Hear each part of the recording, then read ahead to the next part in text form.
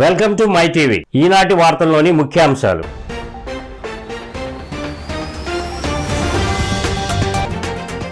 Modi guarantee అంటే దేశ భద్రత, అభివృద్ధికి గ్యారంటీ అన్న ప్రధాని. తెలంగాణ అభివృద్ధికి లక్షల కోట్లు నిధులిచ్చామని వెల్లడి.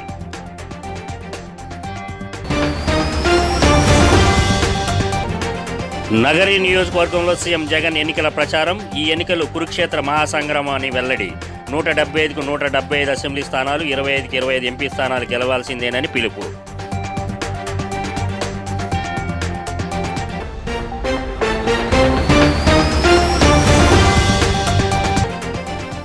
ఉండి ప్రజాగళం సభలో పాల్గొన్న చంద్రబాబు, రాష్ట్రం బాగుపడాలంటే కూటమి అధికారంలోకి రావాలని ప్రజలకు విజ్ఞప్తి.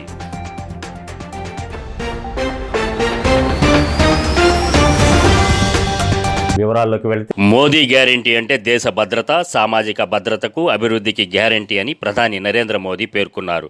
మోదీ గ్యారంటీ అంటే ప్రపంచంలో భారత్ గౌరవం పెంపొందించేందుకు 3 కోట్ల పేదలకు ఇళ్లు నిర్మించేందుకు ఇస్తున్న గ్యారంటీ మోదీ గ్యారంటీ అని తెలిపారు.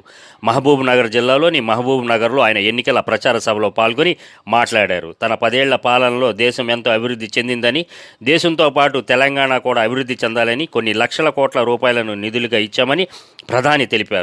అయితే పాలకుల అవినీతి వల్ల డబ్బుని బీఆర్ఎస్ నేతలు నొక్కేశారని ప్రధాని మండిపడ్డారు. అనేక హామీలిచ్చి రాష్ట్రంలో కాంగ్రెస్ పార్టీ అధికారంలోకి వచ్చిందని, అయితే ప్రభుత్వం ఏర్పాటు చేశాక ప్రజలకిచ్చిన హామీలను గాలికి వదిలేశారని విమర్శించారు. तेलंगाना में इस स्थिति को बदलने के लिए जरूरी है कि बीजेपी को ज्यादा से ज्यादा प्रतिनिधित्व मिले.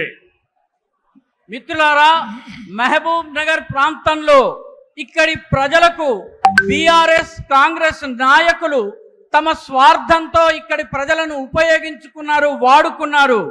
2014లో ఇక్కడ కేసీఆర్ అధికారంలోకి వచ్చారు, మీరు ఆయనని ఎన్నుకున్నారు.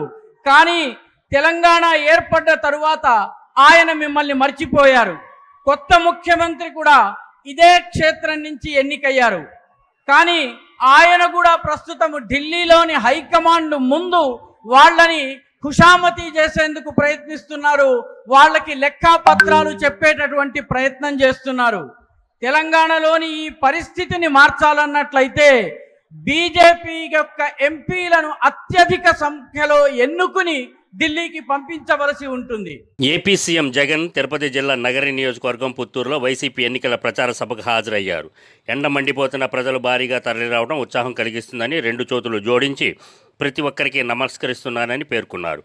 3 రోజులలో జరగనున్న ఈ ఎన్నికలు కురుక్షేత్ర మహాసంగ్రామం అని అభివర్ణించారు. ఇవి ఎమ్మెల్యేలు, ఎంపీలను ఎన్నుకునేందుకు జరుగుతున్న ఎన్నికలు మాత్రమే కాదని ఇంటింటి అభివృద్ధికి సంబంధించిన ఎన్నికలని పేర్కొన్నారు. జగన్కు ఓటేస్తే పథకాలన్నీ కొనసాగుతాయని, పొరపాటున చంద్రబాబుకు ఓటేస్తే పథకాలన్నీ నిలిచిపోతాయని అన్నారు. చంద్రబాబు సాధ్యం కాని హామీలతో మేనిఫెస్టో ఇచ్చిన విషయం గుర్తించాలని స్పష్టం చేశారు.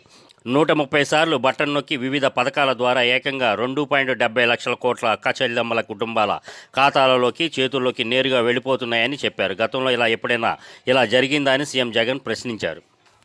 కావివి జరగబోయే ఎన్నికలు రాబోయే 5 ఏళ్ల మీ ఇంటింటి అభివృద్ధిని, పథకాల కొనసాగింపును నిర్ణయించబోయే ఎన్నికలు ఈ ఎన్నికలు. జగన్కు ఓటు వేస్తే పథకాలన్నీ కొనసాగింపు, ఇంటింటి అభివృద్ధి. అదే పొరపాటున చంద్రబాబుకు ఓటు వేస్తే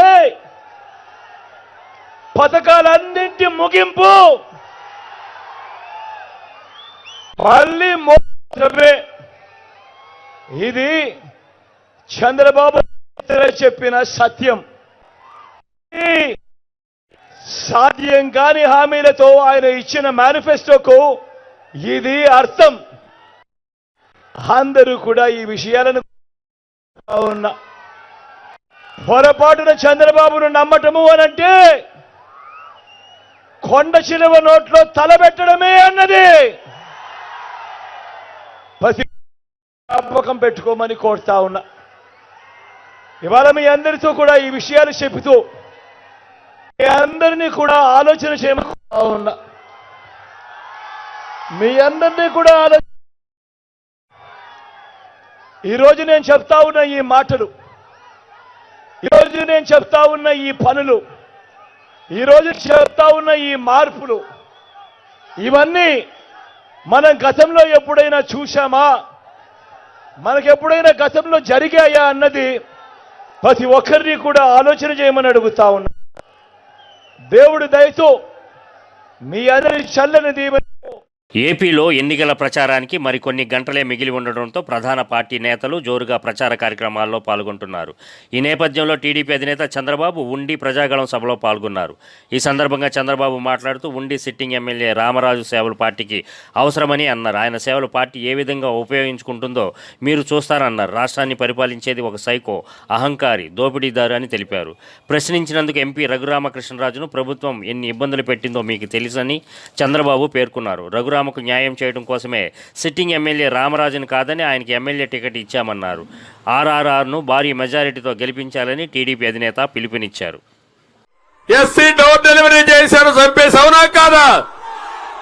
నా బీసీలు అన్నాడు, స్కీములన్నీ క్యాన్సిల్ చేశారు, అవునా కాదా? మీ బిడ్డ అంటున్నాడు, మీ భూమి మొత్తం కొట్టేస్తున్నాడు మీ బిడ్డ. ఈ బిడ్డ మీ బిడ్డని చెప్పి మీ భూమి జగన్మోహన్ రెడ్డి కొట్టేయడానికి స్కెచ్ చేశాడు. నేను అడుగుతున్నా, నేను వస్తానే ఈ పట్టాదారు పాస్ పుస్తకం మీద రాజముద్ర వేపిస్తా. ప్రభుత్వ ముద్ర ఉంటుంది, వ్యక్తుల ముద్ర కాదని మీకు తెలియజేస్తున్నా. ఇప్పుడు ఏం చేయమంటారు? దీన్ని చించేయమంటారా? చించేస్తా. ఓకే, గట్టిగా చెప్పట్లు కూడా చెప్పండి. చెత్త బుట్లో బారేస్తా. తమిళ్ళు ఏదైతే నేను చెప్పానో, మీ బిడ్డ మీ భూమి మీద కన్నేశాడని చెప్పాను. మీ భూమి మీది కాదు, మీ భూమి జగంది, జలగది. దీనికోసం మీకు ఒరిజినల్ కాపీ ఇవ్వడంట, రిజిస్ట్రేషన్ జిరాక్స్ కాపీ ఇస్తాడంట. మీ భూమి తాకట్టు పెట్టి ఆయన ఇష్ట ప్రకారం చేసుకుంటాడంట. అదే మాదిరిగా టైటిల్ రిజిస్ట్రేషన్ ఒక ఆఫీసర్ని పెట్టి, అది కూడా గుమస్తా, జగన్మోహన్ రెడ్డి గుమస్తాను పెట్టి మీ ఆస్తులన్నీ ఆయన కంట్రోల్లో పెడతాడంట. ఒకవేళ ఎవరైనా మీ భూమి నాదంటే అక్కడి నుంచి డిస్ప్యూట్ పంపించేస్తాడంట. ఇన్ని సంవత్సరాలుగా మీ భూమిని చూసుకున్నారు. అప్పటికి కొంతమంది దొంగలు వచ్చి అక్కడక్కడ కబ్జాలు చేశారు, కొంతమంది వచ్చి రికార్డులు మార్చారు. రికార్డులు మార్చడం ఈ మధ్యనే జరుగుతా ఉంది. ఇప్పుడు ఇతను హోల్సేల్ గా కన్నేశాడు, మిమ్మల్ని మోసం చేస్తున్నాడు. ఎన్నికలైన తర్వాత నేను వార్నింగ్ ఇస్తున్నా మీ అందరికీ. విశాఖ సింహగిరిపై కొలువై ఉన్న శ్రీ వరాహ లక్ష్మీ నరసింహస్వామి ఆలయంలో చందనోత్సవ వేడుకలు కన్నుల పండుగగా జరిగాయి. స్వామివారి నిజరూప దర్శనానికై భక్తులు బారులు తీరారు. ప్రతి ఏటా కాస్త ఇబ్బందులు తలెత్తినప్పటికీ ఈసారి జిల్లా కలెక్టర్ మల్లికార్జున పర్యవేక్షణలో భక్తులకు ఎక్కడా లోటు లేకుండా ఏర్పాట్లు చేశారు. సాధారణ భక్తులు సైతం ఏర్పాట్లపై సంతృప్తి వ్యక్తం చేశారు. వైశాఖ శుద్ధ తదియ రోజున చందనోత్సవ కార్యక్రమం జరుగుతుంది. స్వామివారి మూర్తిపై ఉన్న 12 మణుగుల చందనాన్ని ఒలిచి నిజరూప దర్శనాన్ని కల్పించారు. ఆనవాయితీ ప్రకారం అనువంశిక ధర్మకర్త పూసపాటి అశోక్ గజపతిరాజు దంపతులు తొలి దర్శనం చేసుకున్నారు. ఆ తరువాత తెల్లవారుజాము 2:30 గంటల నుంచి భక్తులకు అనుమతినిచ్చారు. స్వామివారి నిజరూప దర్శనానికి కేవలం 12 గంటల వ్యవధి మాత్రమే ఉంటుంది. అందువలన ఆ స్వామిని దర్శించుకోవడానికి అనేక రాష్ట్రాల నుంచి భక్తులు తండోపతండాలుగా ఈ క్షేత్రానికి తరలి వస్తారు. చాలా గొప్ప అండి. మేము మామూలు ఏపీ దర్శనం వచ్చినా మాకు ఒక ½ అన్ అవర్లో అయిపోయింది. వాళ్ళకు కూడా ప్రాబ్లం లేకుండా చేశారు. ఎవ్వరు ఎటువంటి వాళ్ళు కూడా ఇబ్బంది పడకుండా చేశారండి.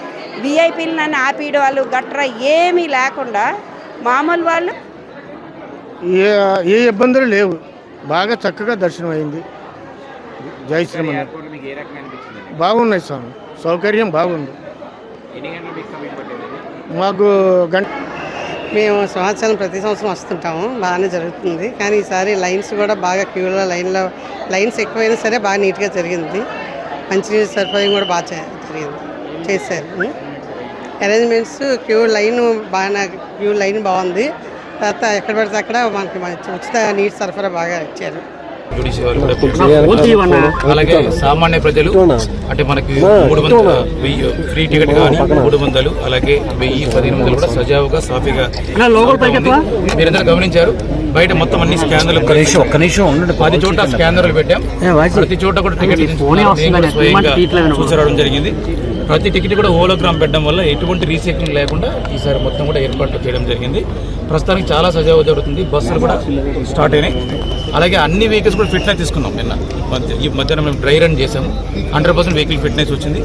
అలాగే షిఫ్ట్లో మారే డ్రైవర్లు కూడా ఆర్టీఓలు మోటార్ వెహికల్ ఇన్స్పెక్టర్లు వాళ్ళకి బాధ్యతలు ఇచ్చాము. వాళ్ళే తీసుకొని వచ్చి ఆ వెహికల్ ఎక్కించుకునే బాధ్యత కూడా వాళ్ళకి ఇవ్వడం జరిగింది. అలాగే మనకు జీవీఎంసీ తరపున మీరందరూ తెలుసు వాటర్ పాయింట్లు కానీ బటర్ మిల్క్ పాయింట్ కానీ అలాగే శానిటేషన్ కానీ అలాగే మనకు టాయిలెట్ పాయింట్స్ కానీ చేయడం జరిగింది. కమిషనర్ గారు అడిషనల్ కమిషనర్ గారు వాళ్ళ సిబ్బంది పూర్తి స్థాయిలో సెట్ల ద్వారా సుమారుగా కొన్ని వందల మంది ఎంప్లాయీస్ని కూడా డ్యూటీ పాస్ వాళ్ళకి ప్లేస్ చేయడం జరిగింది. అన్ని కూడా సజావుగా జరుగుతున్నాయి. అన్ని పాయింట్స్ కూడా ఆన్ అయినాయి. అండ్ పబ్లిక్ కూడా అన్ని కూడా their expressing their satisfaction on the all arrangements made on the ప్రస్తుతానికి మనం 1500 కూడా స్టార్ట్ చేయడం జరిగింది. సో యాజ్ అండ్ వెన్ వచ్చిన వాళ్ళని వచ్చినందరూ కూడా మే 13న జరిగే ఎన్నికలలో రాజమండ్రి రూరల్లో జై భారత్ నేషనల్ పార్టీ విజయం తథ్యమని, రాజమండ్రి రూరల్ జనసేన ఓట్లని జై భారత్ నేషనల్ పార్టీకే అని అభ్యర్థి మన్నవ రఘురాం తెలిపారు. జనసేనలో ఉన్న యువత విద్యావంతులు ఈరోజు ఆలోచనలో పడ్డారని, 5 సంవత్సరాల పాటు కష్టపడ్డవాడు నాయకుడు కందుల దుర్గేష్ను కాదని బుచ్చయ్య చౌదరికి టికెట్ ఇవ్వడం పట్ల నిరాశ నిస్పృహలతో ఉన్నారని అన్నారు. మోసపూరిత రాజకీయాలకు గట్టిగా బుద్ధి చెప్పాలని వాడు నిర్ణయించుకున్నారని, వారు చూపంతా జై భారత్ నేషనల్ పార్టీ వైపు ఉందని అన్నారు. ప్రజల్లో జై భారత్ పట్ల విశ్వసనీయత పెరిగిందని తెలిపారు. నమస్కారం, నా పేరు మన్నవ రఘురాం. నేను జై భారత్ నేషనల్ పార్టీ తరఫున రాజమండ్రి రూరల్ అభ్యర్థిగా పోటీ చేస్తున్నాను. ఈరోజు ప్రజలందరూ గమనించాలి, జనసేన కార్యకర్తలు కూడా మీరందరూ గమనించండి. జనసేనలో రాజమండ్రి రూరల్లో పోటీ చేయవలసిన కందుల దుర్గేష్ గారు ఈరోజు గెలుస్తామో లేదో అన్న ఏరియా అయినటువంటి నిడదవోలులోకి పోటీకి పెట్టారు. ఇవన్నీ జనసేన నాయకులు, జనసేన కార్యకర్తలందరూ గమనిస్తున్నారు. వీరందరి ఓట్లు ఈరోజు జై భారత్ నేషనల్ పార్టీ వైపు చూస్తున్నారు. మేము ఖచ్చితంగా చెప్తున్నాం, మేము అఖండ మెజార్టీతో రాజమండ్రి రూరల్లో గెలుస్తామని ధైర్యంగా చెప్తున్నాం. ఎందుకంటే ప్రతి వాళ్ళలోనూ ఒక మనసు ఉంటుంది లోపల. వాళ్ళు ఎప్పుడు చెప్తూ ఉంటారు, ప్రతి వాళ్ళ ఒక హీరో ఉంటాడు. ఆ హీరో చెప్తూ ఉంటాడు, ఇది మంచా చెడ్డ, ఏది మంచి ఏది చెడ, ఏది చెడు, ఎవరు మంచి వాళ్ళు ఎవరు చెడ్డవాళ్ళని చెప్పేసి ఆ లోపల ఉన్న హీరో చెప్తూనే ఉంటాడు. అలాగే ఇప్పుడున్న యువత కూడా చెప్తున్నారు, మీకు ఏది మంచిది అనిపిస్తుంది, మీరు ఇలా మోసం చేసి ఒకరిని మోసం చేసి పక్కకి తీసి ఇంకొకరిని అదే ప్లేస్ లో వడ్డించిన విస్తరలో ఇంకొకరిని కూర్చోబెట్టడం ఎంతవరకు న్యాయం అని చెప్పేసి అందరూ ఆలోచిస్తున్నారు. ఈ ఆలోచన వాళ్ళకి కరెక్ట్ గా మాకు ఎన్నికల టైంలో వాళ్ళు ఖచ్చితంగా ఒక న్యాయమైన నీతి గల పార్టీని ఎన్నుకోవాలని అనిపిస్తుంది. అది ఖచ్చితంగా అది జై భారత్ నేషనల్ పార్టీ అవుతుంది.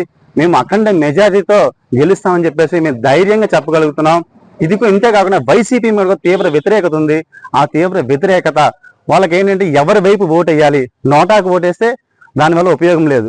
కాబట్టి ఉన్న వాళ్ళలో చూసుకోండి, ఎవరైతే నిజాయితీగా ఉన్నారో వాళ్ళ చరిత్ర ఏంటి, నేర చరిత్ర, మామూలు చరిత్ర, వాళ్ళు ఎటువంటి స్థాయి నుంచి బయటకు వచ్చారు, ఇవన్నీ గమనించి మీరు ఒక నిజాయితీ పరులైన వ్యక్తులకు ఓటేయండి. మా జై భారత్ నేషనల్ పార్టీకి ఓటేయమని చెప్పేసి మేము అడుగుతున్నాం. అలాగే టార్చ్ లైట్ గుర్తుకు ఓటేసి గెలిపించండి. నేను కూడా సామాన్యమైన ఇంటి నుంచి వచ్చిన వాడినే, మేము కూడా రెంటెడ్ హౌస్ లోనే ఉంటున్నాము ఇప్పటికీ. అదొకసారి అందరూ గమనించాలి. నా చరిత్ర కూడా చూసుకోండి, ఎక్కడ ఒక మచ్చ కానీ ఒక మరక కానీ లేదు. దయచేసి మీ అందరూ జై భారత్ నేషనల్ పార్టీకి ఓటు వేసి టార్చ్ లైట్ గుర్తుకు ఓటు వేసి గెలిపించాల్సిందిగా రాజమండ్రి రూరల్ నుంచి మనస్ఫూర్తిగా కోరుకుంటున్నాను. జై భారత్. భూముల సర్వేలన్నీ పూర్తయి ల్యాండ్ టైటిలింగ్ చట్టం అమలులోకి వస్తే భూ వివాదాల పరిష్కారం మరింత సులభతరం అవుతుందని ఏపీ రాష్ట్ర ప్రభుత్వ సలహాదారు సజ్జల రామకృష్ణారెడ్డి స్పష్టం చేశారు. ఎన్నికలలో లబ్ధి పొందేందుకే చంద్రబాబు ల్యాండ్ టైటిలింగ్ చట్టంపై కావాలని దుష్ప్రచారం చేస్తున్నారని ఆయన మండిపడ్డారు. కేంద్రం తెచ్చిన ల్యాండ్ టైటిలింగ్ చట్టానికి నాడు చంద్రబాబు ప్రభుత్వమే పూర్తిగా ఆమోదముద్ర వేసిందని ఆయన గుర్తు చేశారు. ల్యాండ్ టైటిలింగ్ చట్టం అనేది భూ యజమానికి ప్రభుత్వ తరపున పూర్తి హామీ ఇవ్వటమేనని సజ్జల స్పష్టం చేశారు. విజయవాడలో ఏర్పాటు చేసిన విలేకరుల సమావేశంలో సజ్జల రామకృష్ణారెడ్డి మాట్లాడారు. రిపీట్. నాడు టైటిలింగ్ చట్టానికి ఆమోద ముద్ర వేసింది తెలుగుదేశం ప్రభుత్వమేనని, నేడు అదే పార్టీ చట్టంపై దుష్ప్రచారం చేస్తుందని ఆగ్రహం వ్యక్తం చేశారు. ఎన్నికలలో లబ్ధి పొందేందుకు కోట్లాది రూపాయలు ఖర్చు పెట్టి ల్యాండ్ టైటిలింగ్ చట్టంపై టీడీపీ దుష్ప్రచారం చేస్తుందన్నారు.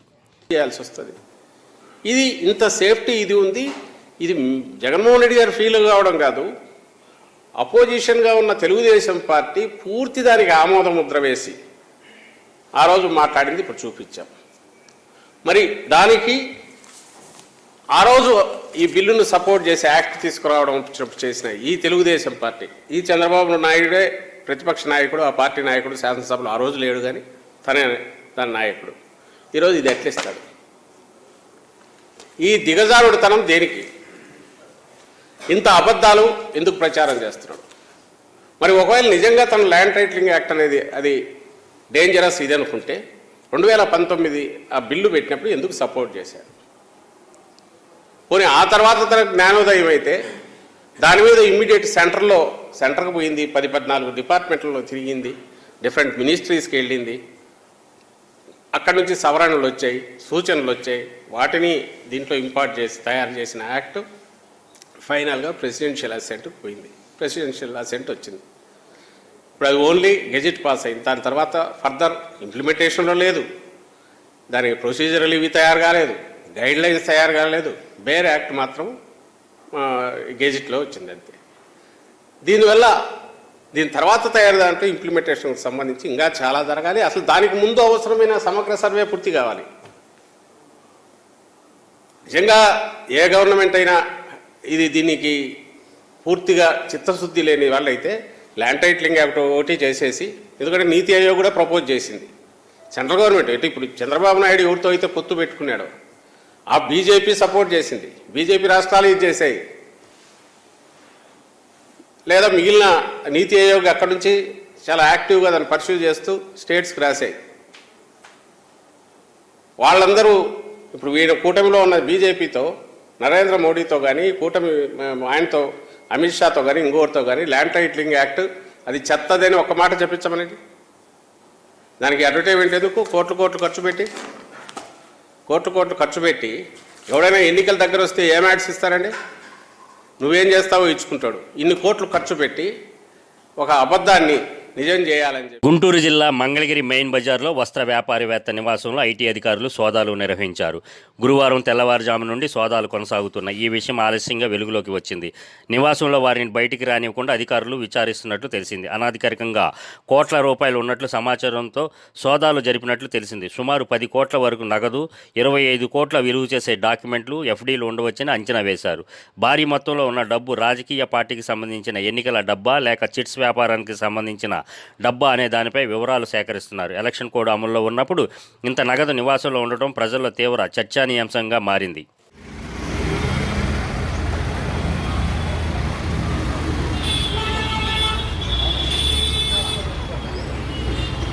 గత 5 ఏళ్లలో ప్రజా సమస్యలు పరిష్కరించడంలో పెందుర్తి శాసనసభ్యుడు అన్నంరెడ్డి అదీప్ రాజు ఘోరంగా విఫలమయ్యారని, ఈ ఎన్నికలలో ప్రజలు ఆయనకు ఓటు అనే అస్త్రంతో గట్టిగా బుద్ధి చెప్పడానికి సిద్ధమవుతున్నారని పెందుర్తి మండలం చింతల అగ్రహారం గ్రామస్తులు ఎమ్మెల్యే తీరుపై తీవ్ర స్థాయిలో మండిపడుతున్నారు. ఈ సందర్భంగా గ్రామస్తుడు బాలయ్య బాబు అసోసియేషన్ ప్రతినిధి పొలమరశెట్టి పెద్దినాయుడు మాట్లాడుతూ చింతల అగ్రహారం గ్రామం అభివృద్ధికి ఆమడ దూరంలో మిగిలిపోయిందని ఆవేదన వ్యక్తం చేశారు. ఎమ్మెల్యే అదీప్ రాజు ఈ గ్రామంలో ప్రజా సమస్యలు ఏమాత్రం పరిష్కరించలేదని నిరసన వ్యక్తం చేశారు. కూటమి అభ్యర్థి పంచకర్ల రమేష్ బాబుని ఎన్నికలలో గెలిపించుకొని తమ సమస్యలు పరిష్కరించుకుంటామని తెలియజేశారు. ఈ కార్యక్రమంలో గ్రామ పెద్దలు ఆళ్ల తాతారావు, కార్ల వరలక్ష్మి, దాడి గోపి, అప్పలనాయుడు, పులమరశెట్టి జగదీష్, కాళ్ల జగన్, పులమరశెట్టి అప్పారావు, చిట్టిపోయిన ఆంజనేయులు, కోరుబిల్లి సంతోష్, పొలమరశెట్టి సంతోష్ మరికొంతమంది గ్రామ పెద్దలు పాల్గొన్నారు. అందరూ కూడా కట్టుబడిగా ఉంటారు. అందరూ ఏకతాటిపై ఎన్నికల సమయం అయినా సరే ఒకరు విభేదాలు ఎంచుకున్న తర్వాత అందరూ కలిసికట్టుగా వెళ్ళే తత్వం ఉన్న గ్రామం అండి. అలాంటి గ్రామంలో గత 5 సంవత్సరాలుగా రకరకాల అరాచకాలు జరుగుతున్నాయండి. అలాగే పంచగ్రామాల సమస్యపై ఆ రోజు ఇదే ఎమ్మెల్యే అదీప్ రాజు గారు వాగ్దానం చేసి పంచగ్రామాల సమస్యను తీర్చిన తర్వాతనే ఓట్లు అడుగుతారని నేను చెప్పడం జరిగిందండి. ఆ సమస్యను గాలి కుదిరేయడం కాకుండా గ్రామాభివృద్ధి పేరు మళ్ళీ ఇక్కడికి వచ్చారు. గ్రామాభివృద్ధి అని చెప్పేసి 33 లక్షలు బోర్డు పెట్టి కనీసం 3 లక్షల వరకు కూడా చేసే పరిస్థితి లేదు. ఆయన ఎన్నికైన తర్వాత ఇప్పటికొచ్చి కూడా గ్రామంలో అభివృద్ధి కానీ, సంక్షేమం గురించి కానీ, ప్రజల గురించి కానీ 1-2 సార్లు కూడా వచ్చిన పాపాన లేదు. ఇది ఆయన పరిస్థితి. ఇప్పుడు ప్రజెంట్ చింతలగ్రామ గ్రామంలో ఎన్నో సమస్యలు ఉన్నాయి. ఆయన వాగ్దానం ప్రకారంగా గడ్డ పూడికితే తను తీసి బోట్ శిఖారికి అనుగుణంగా ఉండేలాగా తీర్చిదిద్దుతామన్నారు. ఆ మాట ప్రకారంగా గ్రామ ప్రజలందరూ కూడా పక్కనే ఉన్న ఎమ్మెల్యే గారు అని చెప్పి ఇక్కడ ఉన్న వ్యక్తి అంటే పిలిస్తే పలుకుతారని చెప్పి గ్రామ ప్రజలందరూ కూడా ఇక టీడీపీ కుటుంబ సభ్యులు అయినా సరే పంచగ్రామాల సమస్యని ఈ మన దగ్గర ఉన్న ఎమ్మెల్యే గారు అయితే తీరుస్తారని చెప్పి ఆయనకు ఓట్లు వేయడం జరిగిందండి. కానీ ఆయన ఏ రోజు కూడా గ్రామాన్ని కానీ గ్రామ అభ్యున్నతిని కానీ గ్రామ ప్రజలు కానీ పట్టించుకునే పరిస్థితి లేదు. దానివల్ల గ్రామ ప్రజలంతా కూడా తీవ్ర ఆగ్రహంతో ఉన్నారు. ముఖ్యాంశాలు మరోసారి.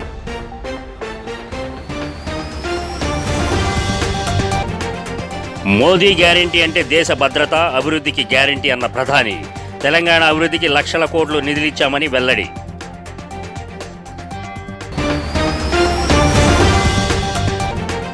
నగరి నియోజకవర్గంలో సీఎం జగన్ ఎన్నికల ప్రచారం. ఈ ఎన్నికలు కురుక్షేత్ర మహాసంగ్రామం అని వెల్లడి.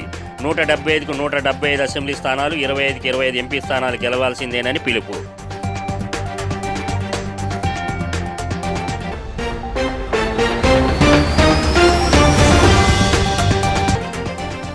ఉండి ప్రజాగళం సభలో పాల్గొన్న చంద్రబాబు రాష్ట్రం బాగుపడాలంటే కూటమి అధికారంలోకి రావాలని ప్రజలకు విజ్ఞప్తి.